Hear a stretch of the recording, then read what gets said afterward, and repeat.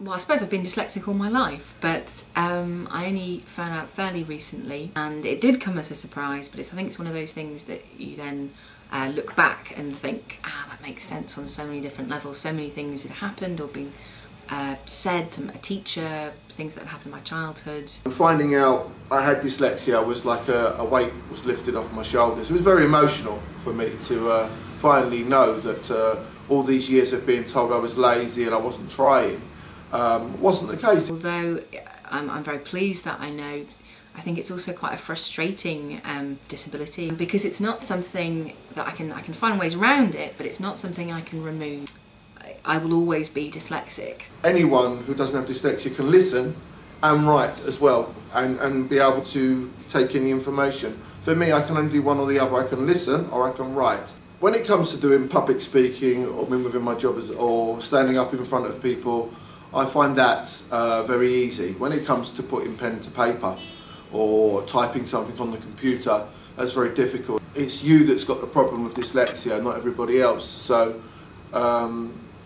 not everybody else will understand what they need to do in order to help with your dyslexia. But the amount of times that when I say, actually I'm dyslexic, 5 people in that room will say, I think I am dyslexic, my child is dyslexic, or actually I'm terribly afraid of being asked to go up and stand and write on a whiteboard. And I say, yeah, me too. I tell you what, we'll do it together.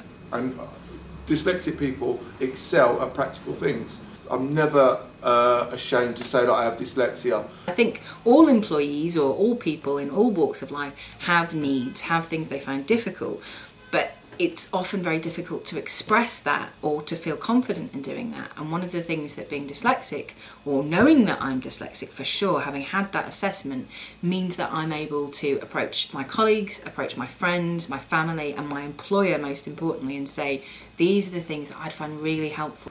What I found is, since I've spoke about the fact that I have dyslexia, I have been able to achieve with confidence and with other people's help, been able to be brought on within my job. If you feel inside that you're able to achieve a lot more but you can't because the frustration of your dyslexia holds you back, then you need that help. You need to be able to speak about that help. You need to be able to get that help.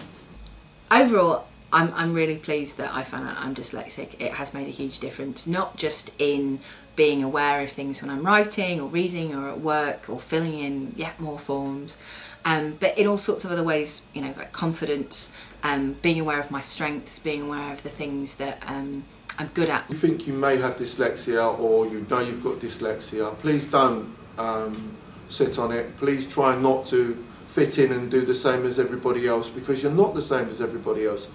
Look here that you have a special quality that they don't have. Knowing I'm dyslexic and having had the assessment means that I have a greater chance of fulfilling my potential, of being the best that I can be.